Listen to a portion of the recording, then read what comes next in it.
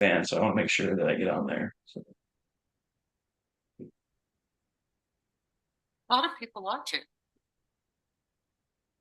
I went to the Wabi Sabi fundraiser and two people came up and introduced themselves and said, I know you because I watch on YouTube, but you don't know me. I thought, wow.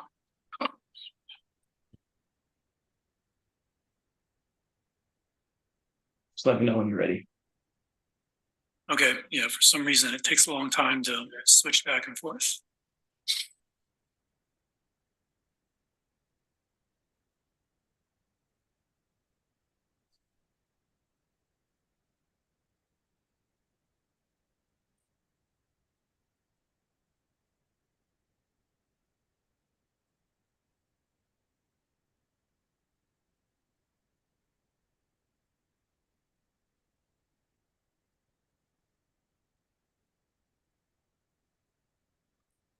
All right, Cody, if you want to stop sharing your screen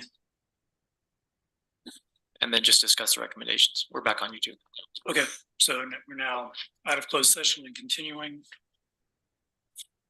So you're right. So I guess one question I had about just to make sure we have a procedure to follow up on the recommendations. And the first thing that comes to my mind is maybe because I don't think the three of us should direct staff to do this or that. I think it should go through the commission. And so, but maybe Quinn, you or someone else in staff could just kind of get a summary of taken from the recommendations section of code report, and then that could be some future full commission meeting, and we just say yes, you want to do this. So look good to people, and I do think especially I want to follow up on the things at the airport. I mean, those are somewhat trickier than the others. Multiple years, looks like. Yeah. When did Tammy take over role?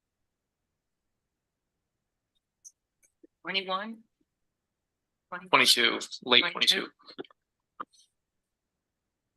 Okay, so moving right along. So I know Mary has to leave at noon. In 15 minutes. Okay. Yeah, and I'm not really sure, but I don't. Was this meeting scheduled for just 1 hour? I mean, how could we possibly get through a 63? Oh, I know. It was unexpected. Well, can and it was personal. Proceed on without her when she has to leave, because I don't think we're gonna. What are we gonna do? Just adjourn and come back to another one and finalize this?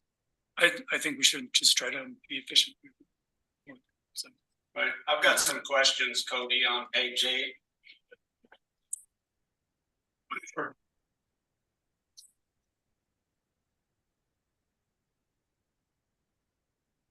Yeah, go ahead. Your one statement, I believe it's in the last sentence there. I have made no attempt. I believe you made no attempt. Is that correct? To independently verify the accuracy. That's correct. Okay.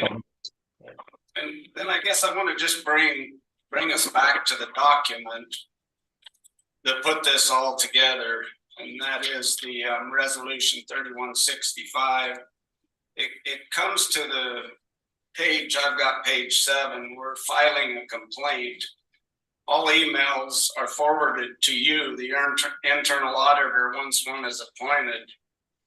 After receipt of the complaint, the internal auditor will review the allegation and any evidence provided by the complainant, screening and prioritizing. And I guess we just go down through that list, and it seems like we should have received some sort of report from you regarding this complaint, so that then the audit committee could make some decisions based around this complaint. If that's the direction of this committee, I'd be happy to do that. Well, are these the hotline complaints you're referring to, or some other type of complaint? But I think it's complaints in general, but yes. So which page of 3165? I just want to follow along with my copy.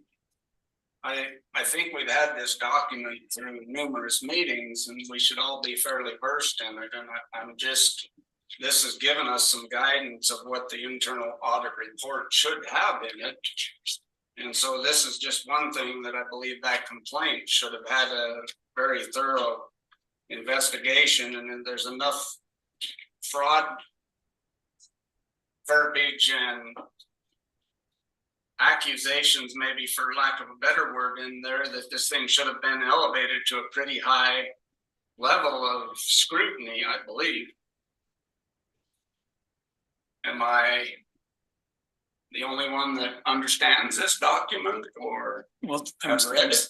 I'm still asking you to, which, I mean, I don't want to read it 8 pages now. If you could just give me a page number, Well, section. resolution 3165 is what I'm talking about, and then there's duties and functions of the audit committee, and on page 6, you're welcome to use my copy here. Is where I'm page 7, I guess, where I'm discussing the complaint. Okay, so it is the hotline complaint. That was my question before. It also says that we're supposed to have the actual hotline on our web page, on the home page of Grand County. I went to it myself this morning. The only way that I could find it was to do a search, and it's buried in a document somewhere. So I believe that there's supposed to be a link for that hotline on our home page. The way I see it, there's a lot of responsibilities on the audit committee in this document. And I think that to proceed with our duties correctly, we should all be fairly well versed in it. And I, again, don't want to be rushed by Mary's next appointment. And even to the point that if we've got to stay late, then we've got to stay late as we go over this. But I don't, we're at page 8, Cody, and we've got 63 of them. I don't think that's going to happen in 17 minutes. I guess I think these dealing with hotline complaints is something that seems separate from the internal audit report to me. I mean, They go directly to Cody. You would have thought that they would be in his report. That it's clearly that the emails are sent to the internal auditor once one is appointed. So, okay. So where are we? Where do we want to move with this internal audit committee that still does not have a financial expert to advise us on? Audit committee, you made a mistake. I made a mistake. You called it an internal. Oh, I did. I correct myself. Audit. Thank you. I meant internal audit. It was. But yes, there's a lot. So.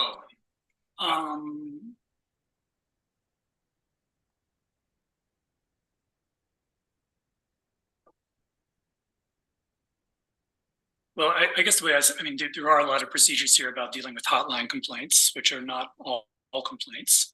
I was not aware that we were thinking of the emails as being, a hotline item. I think, Gabe has dealt with it, talked with the external auditor, had some issues corrected. So my impression is it was largely dealt with, but if you think that's not true, maybe we could discuss it at a future meeting, more specifically which parts have not been dealt with. Well, I think that we need to have a very clear direction for Mr. Dieter, excuse me, Cody. A very clear direction on what we expect out of this report. And if we aren't following our own guidelines, how does he know what to put into his report? And I believe that somewhere along the lines, it's been stated that we refiled our financial statements, and maybe it's in your report. I've read through it once, Cody, and hit and missed a couple of other times on specific points, but shouldn't that have been inside the internal that we had to refile our financial statements? And I just want to make sure that moving forward, we're as transparent as possible and we're following our own guidelines and we're abiding by the law. And currently, without a financial expert, I don't believe we are.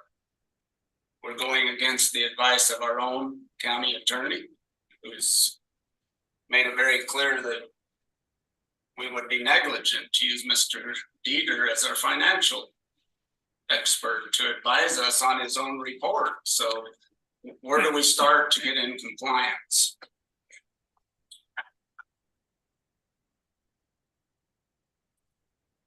I guess, I'm not sure where to start, but I don't want to agree with all the instances you cited of not being in compliance. I don't know if right now, I mean, we've been discussing this on and off for weeks, months now. So I don't know if we're gonna make further progress at this meeting, but if you, maybe at a future meeting, we could get it on the agenda, these specific issues and have a more productive discussion. Well, I think if we're gonna put it on the agenda, we need to get the audit committee functioning as it is supposed to. And then that would require us to follow some guidelines that have been put down here. So if we're gonna continue in this meeting not functioning properly, then I guess we'll do so at the direction of my two commissioner compadres here, but I think we're out of compliance. And specifically, you're referring to just the financial advisor or some other issue? Well, that one for sure. I also think that we have some issues regarding the complaint that was brought forward by a citizen. Okay, so just briefly, on the financial advisor issue, it doesn't say we can't do anything without it. There's no timetables or prohibition. So I disagree that we're out of compliance in that thing. I think we should continue the discussion with, that memo from the county attorney came yesterday. So there's not enough time to have a new financial advisor in place now. And I don't think it serves any purpose to like not meet and stop everything. So that's my response to your first part. To the second one, I think the complaints about mistakes in the external audit report have been dealt with or are being dealt with. I'm not aware of anything extra the county needs to do, but if you disagree with that, then maybe on a future agenda item, we can discuss it. But I thought Gabe had talked about, we had a report from the external auditor explaining the issues and how they've been corrected. And I thought that was taken care of. So I just guess I would have thought they'd have been in this report, and maybe they are, but I guess they're not hot. I mean, are they? I don't know. It just, to me, it seems like, hotline complaints like someone's stealing money. That's, I think, there's a mistake in the external audit. It doesn't really feel like the same kind of thing. So it's a complaint, it is being dealt with. It's not being dealt with the same way someone's saying that, so-and-so is stealing money out of the thing is. So if you were reading this, that those should be considered the same type of complaint and use the same procedures, I guess, and we can talk about that as well. I clearly think it should be included in our internal audit, anything that's going on internally, whether by the external auditor ourselves should be in this report. I mean, there is I'm sorry. Whether it's a hotline or it's a landline or they email it in really shouldn't make any difference. I don't think any of them should be swept under the rug or sidelined as not important. I think I wasn't suggesting sidelining is not important. I think it is important if there are mistakes in the external audit, but I think there's a difference between the external and internal audits. And I think problems with the external audit are not an issue for the internal audit report. I think they're an issue for selecting external auditors in the future, signing off, those kinds of things. well, So I think the dispute is more about just what basket it goes into, not whether it needs to be dealt with.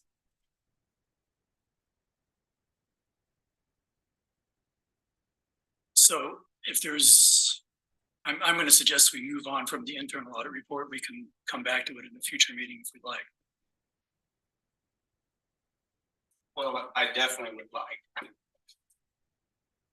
I think if we're going to look at 8 pages out of approximately 63 here and then move on, we're missing something. Okay, so let's discuss after the meeting, make sure we have an appropriate item on a future agenda. Okay. Thanks. Okay, so next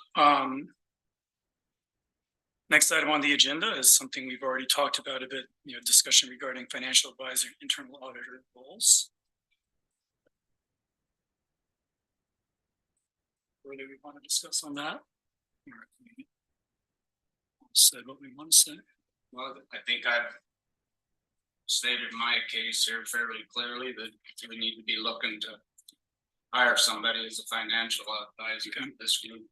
I guess I will, I mean, what seems significant in my mind is at least all the, you know, the expert advice we've gotten, like from the state auditor's office, sees no need for separation of those two roles. And if that's true, if we, we get a second or third opinion and that continues to be what they say, then I think the problem is, not with the separation of roles, but with how our charter is written. We might fix it up to clarify. I don't think we need to be doing things that go, beyond the advice we're getting from the state auditor's office.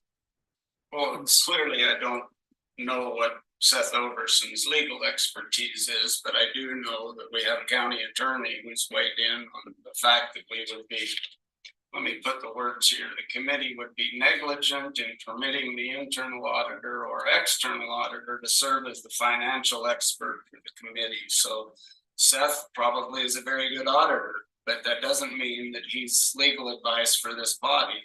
And so, right, but the thing is, that legal opinion is based on the precise wording of our charter, which was meant to mirror the advice we got from people like Seth. And so if those two are out of sync, to me, it means we maybe made some mistakes writing the charter, and now we're making mistakes in terms of separation of roles. or we would be making a mistake to change the charter just to make it fit the way that we want to see this committee operate. I think changing the charter to fit the way we think the committee, that's exactly what it says so in the charter. We need to revise the charter legally to make sure it's working correctly. Just follow it. The charter very clearly. I don't know. I like it. If we had a charter that said we should brush our teeth 5 minutes a day, and all the dentists say no, 2 minutes a day is good enough. I would tend to go with the dentist rather than saying, well, the charter says 5 minutes, so we got to do it. Well, if we're going to consider Seth our dentist rather than the county attorney, I believe we certainly are going to find a way to come to an agreement here. I think it was a question of proper accounting procedures. I would tend to go with Seth. But I'm not saying the county attorney is wrong. He's just looking at what the charter says and he's interpreting it a certain way.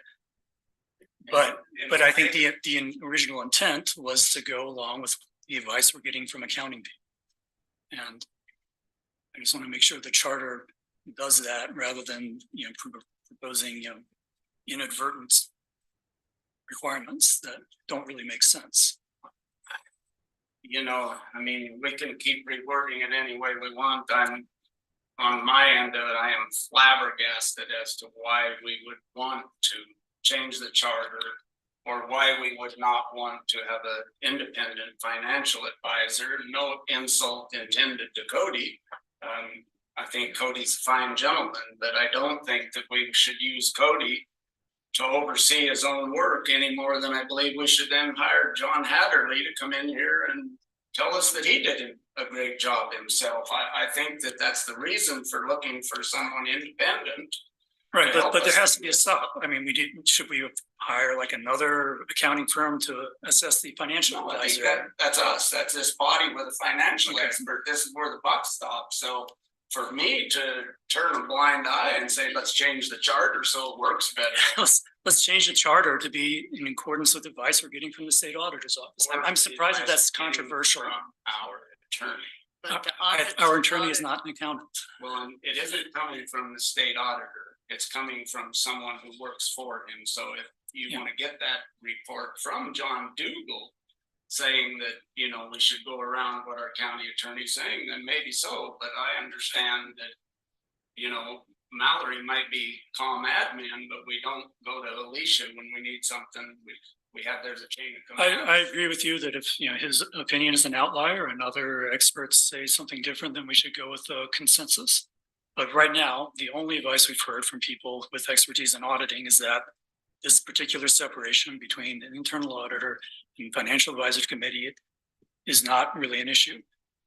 So I think we can seek out additional opinions, and if they all agree, then we should change the charter to be in compliance with that.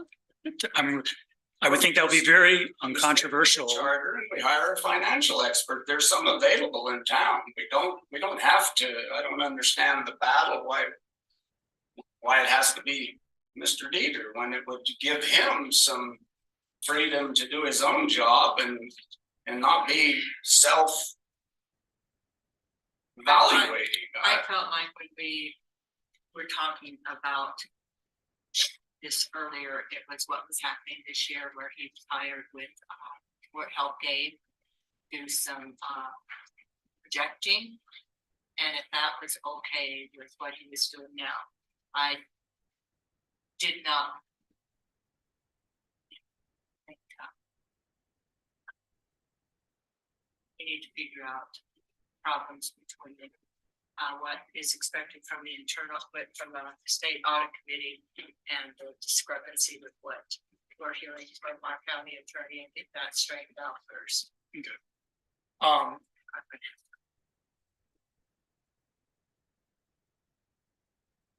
okay, so I think we've all said what we have to say on that, so moving on in the agenda. It looks like I'm guessing we're not ready to do this presentation on 2 audit types.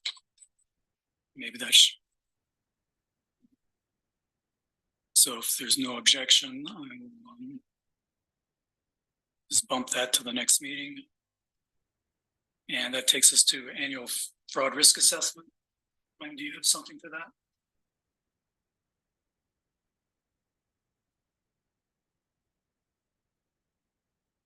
Got a copy of what Mallory sent us, which looks like last year's 2022. Quinn, is that what you have? I haven't actually had a chance to browse that, but typically that is prepared at the end of the year or January. So just based on past experience, I would assume that the one for next year, the one that details 2023 has not been completed yet, but will be soon. Okay, so there's nothing further for us. Yeah, to do. typically, I'm trying to remember, but that gets submitted at the end of the year. So we would be in the, I'm just assuming again, that we're in the process of creating the 2023 fraud risk assessment right now. So the latest one that we probably have produced and complete is 2022. Okay. But again, nothing additional we need to do. I was unclear too. I couldn't quite understand, and I probably should have stopped in and spoke with Mallory of what she'd do.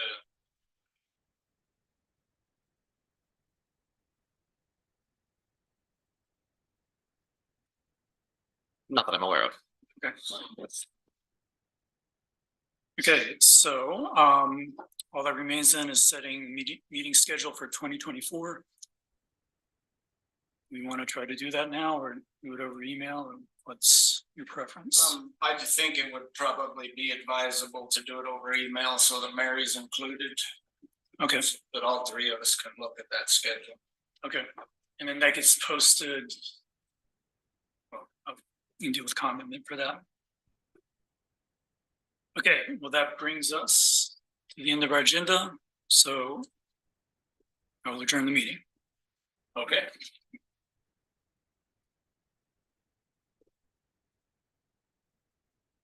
Yeah, I was under the impression we had to do something, but I didn't understand Mallory's email to Quinn, so